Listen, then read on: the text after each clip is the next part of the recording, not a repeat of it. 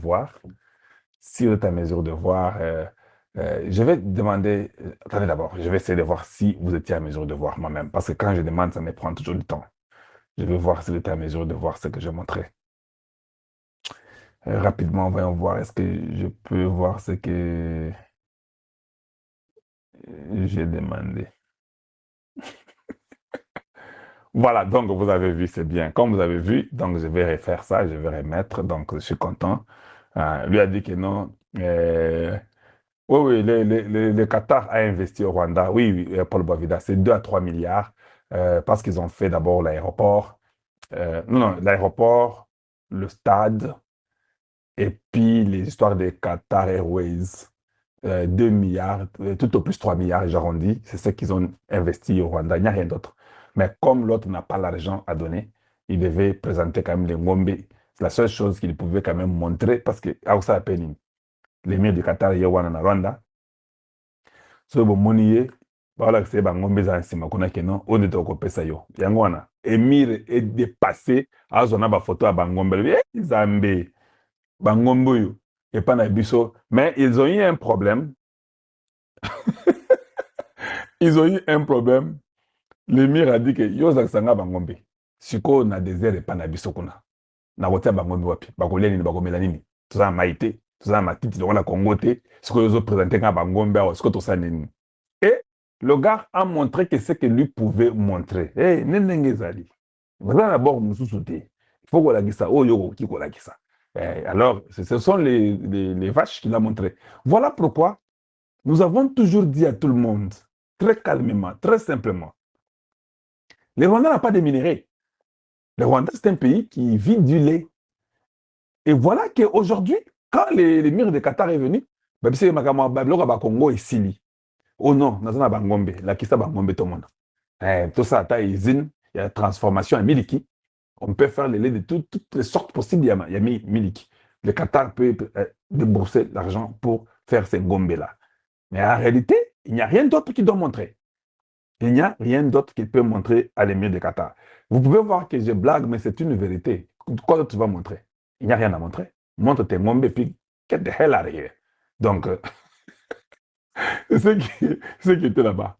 Mais, en même temps, au Congo démocratique, vous pouvez voir, on a signé, nous avons signé les accords. Il y a eu 6 accords que nous avons signés. Alors, comme je n'ai pas le temps, et de peur que, en montrant ça, ça puisse toujours interrompre. Mais qui s'est pas mis à faire étrangère à signer les accords. Ça, c'est Madame Coutinho. Grace Coutinho, elle a signé sur le sport. Non, jeunesse, les deux délégations sont donc du transport terrestre et de communication des encadrants. Ce sont les ministres des Affaires étrangères de l'État du Qatar qui sont en train d'apposer leur signature sur ces documents. C'est un accord de coopération bilatérale. Oui, il vient sceller la coopération, il vient porter la coopération entre les deux pays à un autre niveau. Et ce sont les ministres des Affaires étrangères qui signent. Regardez, au côté congolais, c'est Madame la ministre d'État, ministre des Affaires étrangères. Et puis ça sera le transport. Et là, c'est le vice-premier ministre, ministre du Transport et voie des communications et des encadrements, Jean-Pierre Bemba Gombo. Jean-Pierre Bemba Gombo qui vient lui signer le 3e accord qui lie une de... Voilà, donc parce que j'ai peur... Le domaine aérien sera renforcé avec la signature de ces accords. Visiblement, c'en est donc fini. Et comme annoncé, les deux chefs d'État ont passé une demi-heure d'une rencontre en tête-à-tête. Ils ont évoqué plusieurs questions, mais sachez qu'il n'y aura pas de micro tendu, il n'y aura pas de conférence de presse. Ce n'est pas dans le protocole de l'émir. Les deux chefs d'État sont en train de sortir de cette séance de travail. Regardez l'expression corporelle visiblement détendue. Les deux personnalités font le Je n'ai tour. pas assez de temps. des Je peux affaires aller sociales. beaucoup plus vite pour vous. Ndiye Est-ce qu'il y a Première autre chose Dame que je peux vous Denise montrer? Nyakero. Il n'y a rien de na spécial. majifunzo yao ni ya muhimu kabisa. Basi Je ametoka crois que tout ce qui est là, c'était ça. Qatar nyasa watu kuangaisha wa kidemokrasia ya Kongo siku za usoni. Hali hiyo itaweza kabisa kukamilishwa, na japokuwa Jamhuri ya Kidemokrasia ya Kongo KD. Giscard Koussema, nous allons faire un flashback sur l'arrivée de Son Altesse Cheikh Tamim bin Hamad à l'aéroport d'Endjili où il a été accueilli par son homologue congolais, le président de la République, chef de l'État Félix Antoine. On rappelle que c'est à 10h50 heure de Kinshasa que le Boeing 747 qui transportait l'émir du Qatar s'est posé à l'aéroport international d'Endjili. L'avion a atterri par la piste 06, c'est-à-dire qu'il a atterri du côté de Kinkole et a avancé vers Kingasani.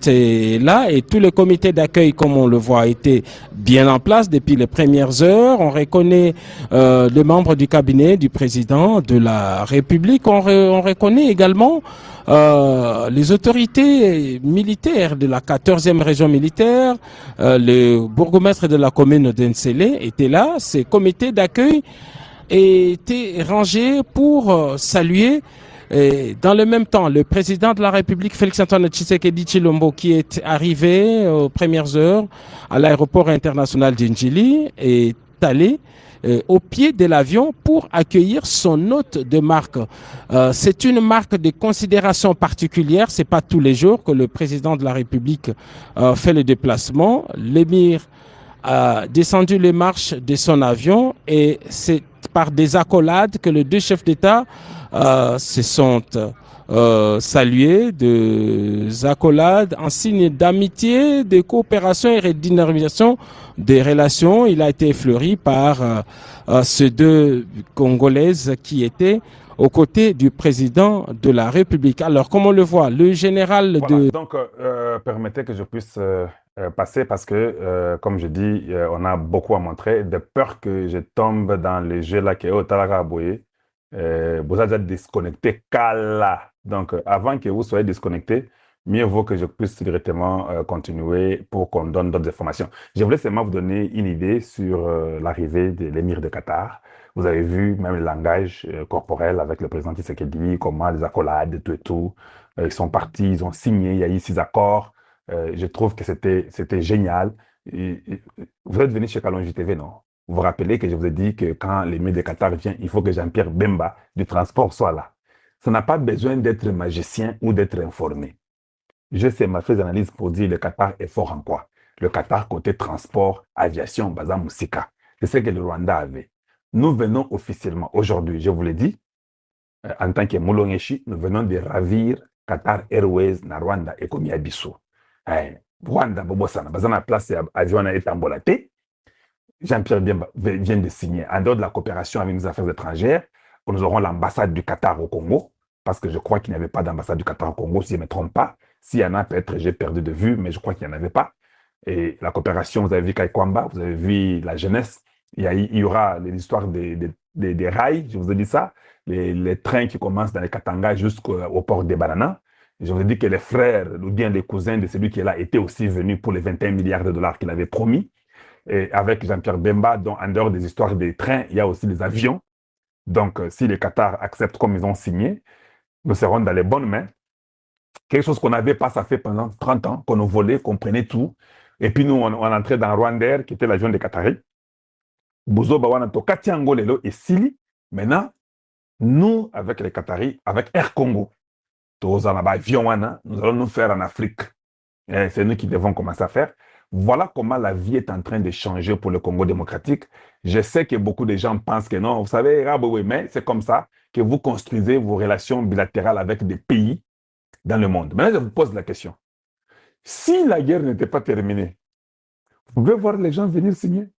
Et ça, la question, vous êtes en guerre, tout ne va pas. Vous voyez les gens commencer à venir signer. Non, non. Quand les gens viennent signer, c'est-à-dire que c'est-à-dire que ça, les moments, c'est la paix qui est annoncée. Les intelligents comprennent. C'est pourquoi je vous encourage de venir chez Kalonji TV. Ici, nous ne faisons pas par sentiment. quand je peux vous dire, vous avez 1 minute, abonnez-vous chez nous. Faites que ceci arrive à un plus grand nombre. Parce que quand vous venez chez nous, nous vous donnons ce qui est idéal. Nous vous disons exactement ce qui se passe. Donc, maintenant que le Qatar accepte, il y a qu'à signer Makamboya, Qatar Airways, na Congo. Ils sont déjà venus, hein, ils ont déjà commencé à faire des avions. Il y a des avions qui arrivent au Congo. Vous aviez oublié ça. Qatar Airways ne venait pas au Congo. Il vient au Congo. Maintenant, ils sont là pour signer afin que nous ayons aussi des avions. En partenariat avec Qatar Airways, on va écrire Air Congo. Ça sera peut-être 15 ou 20. J'ai appris que nous aurons peut-être 25 appareils. Je vous dis, ils vont venir, les Qataris, avec nous en relation. Ce qui fait que le transport chez nous sera bien. J'ai appris que Makambo Rai, de Katanga jusqu'à Banana, en construisant tout le long, sont eux qui vont le faire. Donc, si les Qataris viennent chez vous, le roi du Qatar ou l'émir de Qatar, Azouna Congo, il appose sa signature avec ces gens pour que vous ayez ces relations. Il pose la question, la guerre là, elle continue ou bien elle est terminée? Vous-même, vous avez la réponse. À vous maintenant de comprendre et de décider selon ce que vous voulez décider. Vous pouvez aussi douter. Voilà pourquoi les gens de peu de fois, quand je leur ai dit que la guerre du Congo était terminée, oh Kalonji, Donald Trump là parle, la guerre est terminée, tu ne vois pas que la guerre continue. En fait, quand tu vois quelqu'un qui dit ça, il est immature, un. Quelqu'un d'immature, c'est comme ça que tu dis. De deux, aucune guerre n'est terminée sur la terre, c'est comme pas, et puis tout le monde rentre à la maison, les armes, non, ça n'existe jamais. Mais il n'y a que des magiciens congolais qui croient que quand Donald Trump dit que la guerre est terminée, ça veut dire que c'est fini, tout le monde entre dans la maison et puis on ferme. Non. Il y a toujours les têtus, il y a toujours ceux qui ne croient pas, il y a toujours les bandits. Mais après un temps, ça disparaît. Savimbi existe encore. Même quand on a tué Savimbi, les gens ont dit que non, la guerre va continuer. Vous ne vous rappelez pas de l'histoire. Moi, je me rappelle. Savimbi a confié Savimbi a généraux, il tenait une partie du nord-est de l'Angola. On a dit beaucoup de bêtises. Aujourd'hui, est-ce que vous avez même un seul gars de Savimbi que vous connaissez qui contrôle même une parcelle? Je dis bien une parcelle, je ne parle même pas d'un quartier. Une parcelle. Patrick, merci beaucoup. Bonjour et bonsoir, ça dépend des heures que vous nous suivez. Bienvenue Naba, fidèles abonnés, surtout au Boulandaka, mon Mboka. Président Moustapha Awatou sur la Nabino pendant 20 minutes sur la situation de la République démocratique du Congo. Tout ça, la analyse, na discours, il y a Martin Fayulu, Oyo Aouti Koloba, Martin Fayulu, discours au Asali pendant 3 minutes. Tout ça, la analyse, na discours, il y a Martin Fayulu. Tout ça, la analyse, na lettre officielle, Oyo Bapesi. Na président Rwanda Paul Kagame et pas Donald Trump lettre officielle au bapesi Paul Kagame et pas il y a Donald Trump tout ça la analyse yango contenu nini eza na lettre oyo bapesi Paul Kagame et pas il y a Donald Trump parmi makambo tokolobela awa pendant quelques minutes nous allons en parler ici nous allons en parler la situation il y a Est il y a République démocratique du Congo par rapport à la situation sécuritaire, nini ezoleka na partie Est, il y a République démocratique du Congo, beaucoup comprendre yango awawa. Nuance tout sauf rien. Bandeko, lelo oyo awa, tokomeka ko expliquer bino un peu discours ya Martin Fayulu oyo alobi. Martin Fayulu qui demande à Félix Tshisekedi de convoquer dialogue inclusif. Le dialogue inclusif au Asengi a convoqué. Na dialogue inclusif wana au Martin Fayulu Asengi a convoqué. Nani a co-participé, nani a co-participé te nakati. Il y a dialogue wana mais quand il parle dialogue inclusif qui veut dire tout le monde. Même Ngai n'a co-participé nakati ya dialogue wana. Même Ngai alobi tout le monde. Tshisekedi de convoquer dialogue dans l'immédiat. Oyo mutu nyonso a participé. Oyo eko permettre mutu nyonso tout azoba asala nini. Mais moi je pose des questions à Martin Fayulu. Quand Martin Fayulu parle de l'organisation du dialogue inclusif, est-ce que c'est vrai qu'au côté du dialogue wana bitumba ekosila na Est? Est-ce que nous allons résoudre les problèmes? Il y a Est na dialogue au Martin Fayulu azosenga. Parce que dialogue inclusif au Martin Fayulu azosenga. Aujourd'hui, tu sais qu'il prend l'ordonnance signe, convoque les dialogues. Est-ce qu'après qu'on convoque le dialogue, bitumba na Est ekosila? Dialogue inclusif au Martin Fayulu azolobela. Ce qui le loba convoqué yango, est-ce que c'est vrai guerre ya Est ekosila? Parce que guerre wana esali 30 ans. guerre wana esali 30 ans oyo tozokende. Est-ce que na dialogue wana depuis 94 que bitumba ya Est bandi? Dès que aujourd'hui Tshisekedi convoque les dialogues, est-ce que dialogue wana ekosila? Guerre ekosila après dialogue? Est-ce que Nanga, oui, on appelle Nanga, quitte la brousse, aïe, kokota na dialogue inclusif qui fait parler Martin Fayulu. Dialogue est bandit. Nanga aïe, Nanga participer. Henri Magie aïe ko participer. Batunios retourne à Franck Diongo aïe ko participer. Nde Bitumba esili, parce que Bitumba on a esali plus de 30 ans. Bitumba on a esali plus de 30 ans. Moka ezana Bitumba. Bitumba on a 30 ans passé. Oh et bandit. Et on a battu. Oh et babotami na Bitumba wana. Et on a battu jeunesse na yenyon surtout. Abandi yango na Bitumba ya Est. Akoli nyonso vi na ye. Asali yango na Bitumba na Est. Okoyebisa mutu wana abima zamba aya. Azwi solution na dialogue. Solution na dialogue. Dialogue inclusif wana nde ekoseli sa guerre. Je demande à Martin Fayulu. Quand il parle que aucun accord extérieur ekoseli sa Bitumba, il fait allusion à cet accord. Martin Fayulu parle aucun accord extérieur qui va mettre fin à la guerre de l'Est. Mais c'est Martin Fayulu.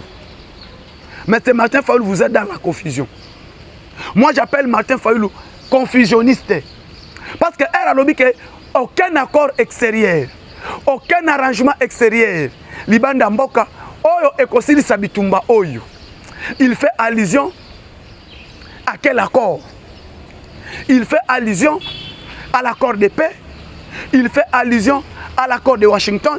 Il fait allusion à l'accord des principes. Il fait allusion à l'accord de Luanda.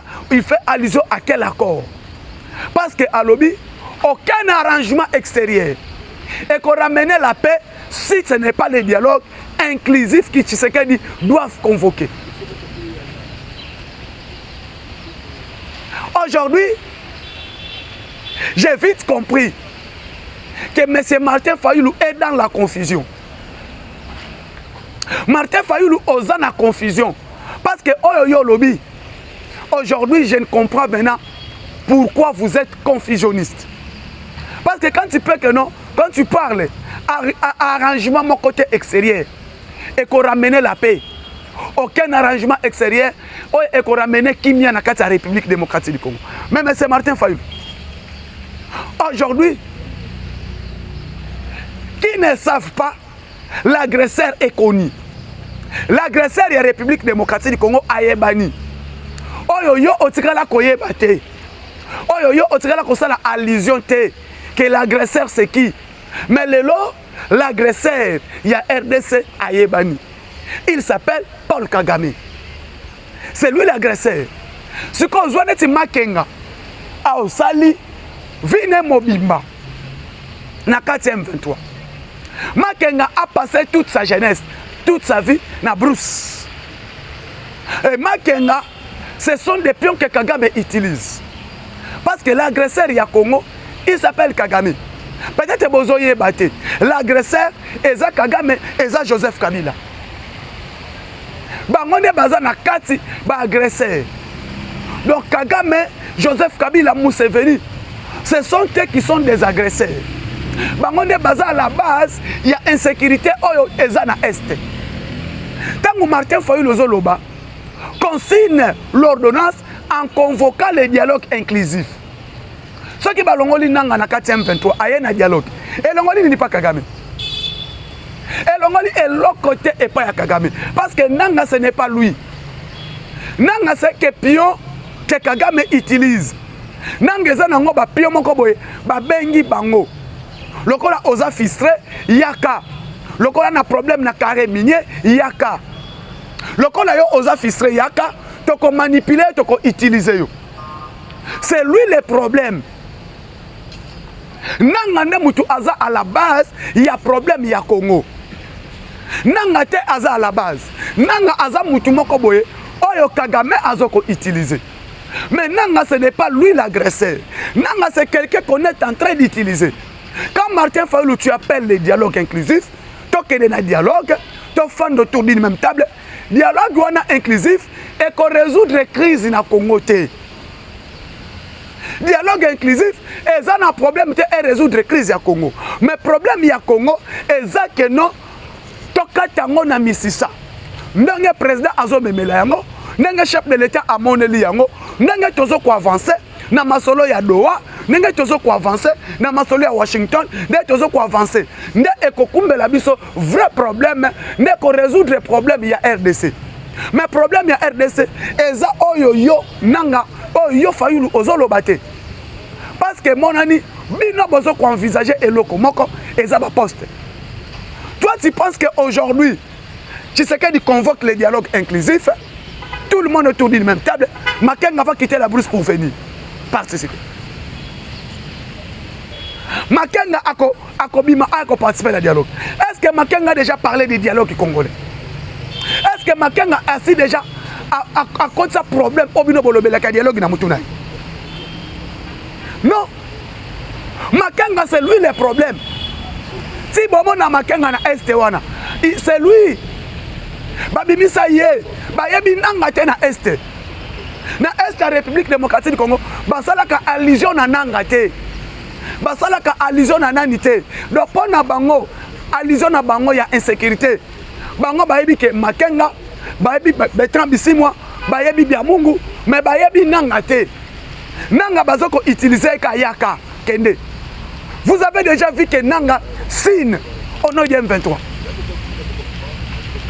Si bon on a place Nanga Azozwa relève à y a signé un document na Combo M23. Voilà que ce document on Nanga signé. Nanga Bacheka coordonnateur politique Zalawana. Même où tu as dirigé l'armée, Nyonso, c'est Bertrand Bisimwa et Makenga. Le chef d'état-major, il y a M23, c'est Makenga. Coordonnateur, administration, Bertrand Bisimwa. Mais tu vas se battre. Quand Fayulu parle que non, allons au dialogue inclusif. Dialogue inclusif est quand même la solution. Parce que Tshisekedi a bengi, lobby n'a pas besoin de Zambo. Il y a eu les accords inclusifs, il y a Sun City. Est-ce que les accords inclusifs à Sun City? Et si c'est Bitumbana Est? Tu connais dans Sun City, maman l'a un bon goût à celle-là en Anzembe.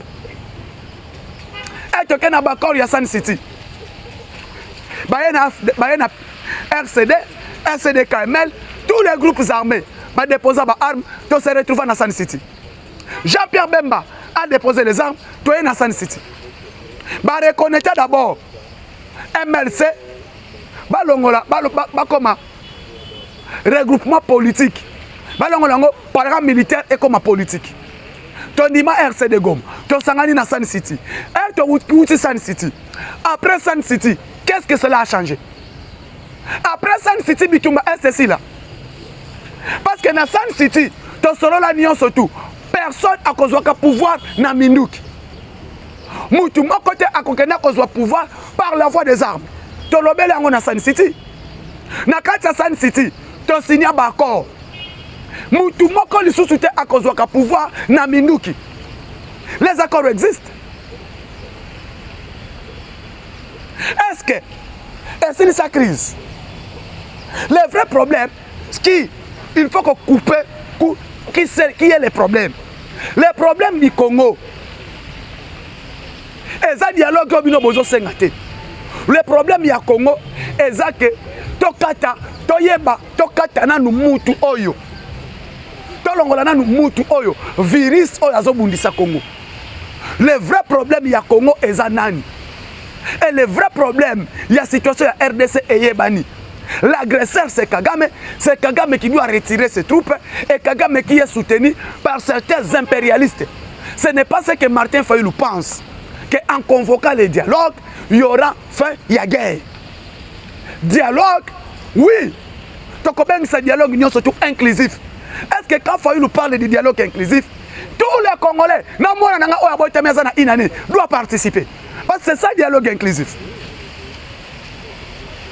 Donc, quand il parle de dialogue inclusif, même moi qui vous parle, je dois participer. Même qui, Denis, a participé à un dialogue. Donc, il y a un dialogue inclusif. Est-ce qu'on exclut à personne inclusif? Parce qu'on exclut Moutouté. Donc, tous les Congolais, tous ont droit à participer à un dialogue. Et qu'on a la wapi. 126 millions de personnes que nous sommes, nous devons participer à ce dialogue exclusif. C'est comme ça, place n'est 126 millions de personnes. Donc participer à un dialogue. Est-ce que Joseph Kabila doit participer? Olive Lembe doit participer? Tous les Congolais, c'est ça qu'on appelle dialogue inclusif. Est-ce que, après Yango, il y a eu dialogue intercongolais inclusif? Il y a San City. C'est là on a dribblé et c'est que Martin Fayulu a participé, il était au sein du MLC. Aux allez qui alliés à MLC, il y a Bissabiso, dans le dialogue à San City, et résoudra le problème. Parce que après 2 mois de dialogue à San City, Kunama Kengayanduki. Bayanduki. Mais là, on commence à battre. Que Tshisekedi convoque le dialogue inclusif, ce dialogue-là, que tous les Congolais doivent participer. Ceux qui doivent participer dans le dialogue, c'est aussi sa guerre à Est. Le vrai problème, le vrai problème est Zanini. Le vrai problème, c'est le fond du problème. Le fond du problème, c'est qui? C'est Kagame qui retire ses troupes. N'est-ce que tu as dit maintenant qu'on fabrique les bisous, la rébellion, maintenant qu'on fabrique les bisous, le groupe armé, aujourd'hui, nous avons eu un président qui a découvert le cause et le vrai problème qui est qui? C'est Kagame. Le président a lobby, Tokumba Kagame n'est pas contre lui. Parce que Nanga lobby a lobby. Nanga parle. Fayulu a lobby, Nanga lobby. Alors, pendant que Fayulu a nié les efforts, il y a Doha. Pendant que Fayulu a nié les efforts, il y a Washington, qui veut dire Martin Fayulu aussi a dans le M23. Parce que, organisme international, tous les ONG, tous les organismes internationaux, lobby clair, l'agresseur de la RDC, les problèmes de la RDC, le monde entier Mobimba et lobby, que Katumbi est dedans, Joseph Kabila est dedans, Bertrand Bisimwa, Sultani Makenga, y compris Kagame. Et les lois Batubazoye Bate, Batouana, communauté internationale a tué. Misapi. Balobi était que non. Joseph Kabila, il est l'agresseur de la RDC. Et Kagame a lobby, le patron du M23, ce n'est pas moi. Le patron du M23, il s'appelle Joseph Kabila. Mais Batutu Balobi, la communauté internationale, Basali va enquête, va découvrir celui qui est agresseur. Il y a la République démocratique du Congo, c'est Paul Kagame. C'est que Paul Kagame Moutou Aza le vrai agresseur. Paul Kagame Moutou Aza le vrai problème. Okoyo Kate Baloba était Kabila a retiré ses troupes, mais Bazoloba Kagame, il doit retirer ses troupes à l'est de la République démocratique du Congo. Mais c'est que tant que Kagame a retiré ses troupes, Fayulu qui dit que non, convoquer dialogue. Donc dialogue, on a peut-être bien à Kagame. Donc Kagame aussi doit participer. Na place à l'obake, Tshisekedi organise-toi. N'a pas organisé armée pour attaquer Kagame, mais il y a un peu Tshisekedi convoque les dialogues. Na place à l'obake non, Baki Sambongo Basoda, Somba Minuki, Tocheyo Maboko, pour gagner Bitumba Oyo. Mais il y a Azoya Kolobani que non, Tshisekedi, tu dois convoquer les dialogues. Pourquoi? Au moins, le problème est ça à Oezanini. Bande konanga ba Congolais. Lokola Batouana, bazoka pouvoir, bazoka ba poste, na ba nomination pour eux, akoko ma ministre, akoko ma mandataire, akoko ma place interne, so ki akomi akozwambo. Nde ozomona ka bango nyoso tuwana, Kagame azobenga bango. Boya, bokota awa. Soki tokomi awa, to sololi, bino bokende, bokoma ba mandataire, bokoma ba ministre, et kosala bino tout. Pourquoi sont des gens, des petits esprits que Kagame est en train de manipuler?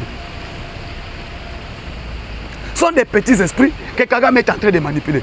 Kagame n'en vit pas qu'il devient ministre au Congo. Batouana te, ako utiliser ba makenga bananga, denga zo utiliser bango, so ki toko mina tanto sololi to yokani, bino bokoma ba ministre na mboka na bino et ngai natikali nazozo ba minéré na ngai. C'est ça le vrai problème. Alors le vrai problème, comme Tshisekedi a compris l'histoire, a compris le vrai cause, alors nous devons lui soutenir. Alors pour moi, les seules choses que Fachi doit faire, Tshisekedi, Ndengozo Saleango, organise-toi l'armée. L'armée soit organisée, l'armée est élément. L'armée, ce qui est élément, au commun que Bamakamboana n'y surtout écosila. Nde omoni, ngaï na lobby en clair. Les seules choses, c'est l'armée congolaise. Moutoua ko gagner les biso, moutoua ko bunde la biso bitumba oyo, eza FARDC, ce qui est organisé yango, to si ça, problème oyo. Mais problème oyo, il y a dialogue, ça ne se fait pas. Aujourd'hui, où se trouve catholique? L'église catholique est où? Mais parmi les gens, oh Bazalaki que non, Tshisekedi, parmi les gens, oh Bazalaki utilisé. Et Pananga, c'est l'église catholique. L'église catholique n'est pas Kagame. Bon, on a qui va évêque à Senko. Comment les évêques de la Senko? Bah, Télémac, Bangonio surtout. Et les évêques de la Senko, Anna. Bazalaki Simanan. Et les lobes évêques à Senko. Air Fati Alobi, dialogue à l'extérieur du pays. Non. Pourquoi? Bah, tu as bayebi que Kagame Azam Mutu Oyo, bah, utilise Kaye. Kagame Azam Mutu Oyo, bah, tu as la communauté intercriminelle, bah, manipule Kaye. Et lobby pour comprendre, Museveni, Kagame, Azwa qui lettre. Bah, pesiye lettre. Lettre wana e utaki wapi. États-Unis d'Amérique, bah, a commis lettre. Donald Trump a fait une lettre à Pessi. Ambassadeur Naï. Ambassadeur des États-Unis est allé voir Kagame pour lui donner la lettre. Écrite par Donald Trump. Et bah, tout ce qui va comprendre, c'est que Tshisekedi n'a pas aussi Sabitumba Est. Fachi a Kolongo à pouvoir le loter. Et bah, il y a bien go. Que en ligne, Kende, Félix Tshisekedi Oyo. Le col a un soutien à peuple, a un soutien à la communauté internationale. Tshisekedi a Kolongo à pouvoir. Alors, il faut que ça soit effort. Tu côté na ba institution. Tu côté na ba institution ndenge nanzela ya dialogue. Parce que après yango gouvernement ekokoya. Tshisekedi akoluka gouvernement mususu. Et ko permettre biso tu côté na ba institution. Et Donald Trump a pris la lettre a pesi ambassadeur. Ambassadeur des États-Unis. Na Congo, ambassadeur des États-Unis. Na Rwanda, a eu lettre à Memi. A eu sous lettre à Moussousou. A pesi na ambassadeur ya Rwanda. Les mêmes lettres. Moi, quoi pesi un ambassadeur des États-Unis. A Kumba, a Ketike la Kagame. Moi, quoi a pesi na ambassadeur ya Rwanda. Na États-Unis. A eu lettre à Memelanani Kagame. Na lettre wana. Message ni n'est pas contenu la lettre. Parce que moi j'ai vu une lettre. Na tangi. Na découvrir oh yo na kati la lettre. Ana bi sabino ke. Tokenda ko zo ben information. Et ben information tozui. Qu'est-ce que Donald Trump a dit à Kagame na Sija Congo? Est-ce que c'est vrai? Kagame a participé na Masolo?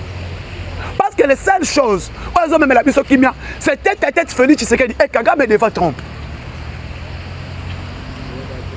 Tête à tête Félix Tshisekedi na Kagame devant Trump. Ne eloko pe Kagame azokima. Ne bozoyo ka comme la taba pareil.